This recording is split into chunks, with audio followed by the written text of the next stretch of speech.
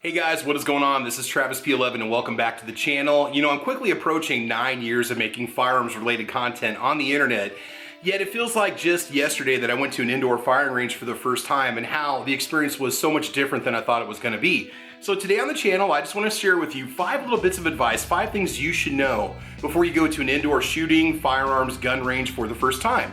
So let's go ahead and get started. Alright, so number 5, expect to have to know the rules before you step up to that firing line. There's a good chance that any firing range you go to, they're going to require some sort of training session or quiz or some sort of a safety video that you have to sit through so that you know the basic rules of the range. And so don't be surprised if you're not just going to be able to pay, take your gun and ammo, walk right in and start shooting. There could be some ranges like that, but I've yet to actually have that happen. So give yourself plenty of time the first time you go to the range and make sure that you learn all the rules so that you know exactly what you're supposed to do. Ask questions if you don't understand something. Really, there is no dumb question that you could ask, especially when you're going to be handling firearms for the first time. Number 4, expect an RSO. What is an RSO? An RSO is a range safety officer. That's the person that's going to be on site to help ensure your safety and the safety of all the other shooters that are going to be there too. Now, RSOs come in a variety of shapes and sizes and ages. Myself, I am a certified NRA range safety officer, and you'll also find varying levels of interaction with RSOs depending on which range you go to. There are some RSOs that will be standing right behind you the whole time that you're shooting. They will literally be right there to ensure your safety when you're on the line, and then other RSOs have a tendency to kind of stand back a little ways. But the point is that don't be surprised if they, at some point, tell you something or move you in a certain way or shift you someplace so that you are keeping your muzzle pointed down range. It's very easy to become complacent if you're not paying attention, especially if you're with friends at the range. So don't take it personal if that RSO asks you to not turn around with the gun in your hand and point at the person next to you, okay? And hopefully doesn't kick you out. But it's simply there to make sure that everybody stays safe. So be expecting an RSO. If you have questions about the firearm, if there's any kind of a failure, make sure you let that RSO know, and that RSO will definitely help you out. Number 3, expect conversation. So what are we talking about here? Don't be surprised if the people in the lanes next to you, even if they're not your friends, start peeking over into your lane to see what you're shooting. They might be curious what you have. They might even start chatting with you about that firearm. The truth is that you're becoming the part of something bigger than maybe you even know, especially if it's your first time at your range, it's the first time you've ever fired a gun. I think for the most part, you're gonna find people to be very friendly, sometimes overly friendly, and it might kind of freak you out a little bit. They might start giving you advice on how to handle your weapon or how to shoot.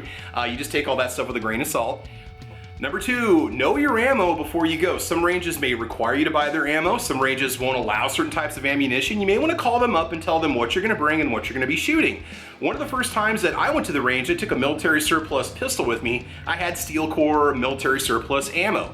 Essentially, the range would not allow it because they said the steel core would penetrate through the bullet traps at the end of the range. So I went to the range, got all set up, and was not able to shoot.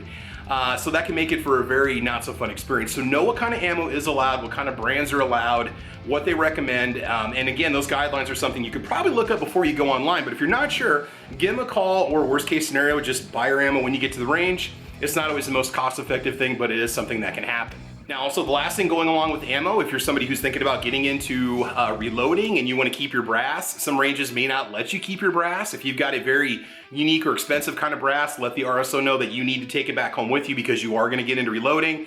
Should not be an issue. I've never been to a range where they've denied me collecting my brass if I've asked for it.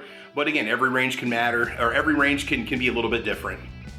And the last one, probably the biggest complaint that I hear from people when I take them to an indoor range for the first time, and I generally try to start outdoors before we go indoors, is the noise. Expect noise and concussion. If you've never fired a gun before, a lot different than anything you've ever experienced.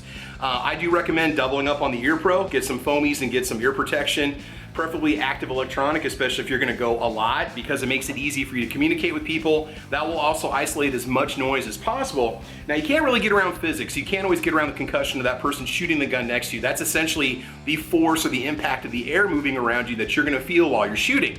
That can catch you off guard, that can cause you to flinch.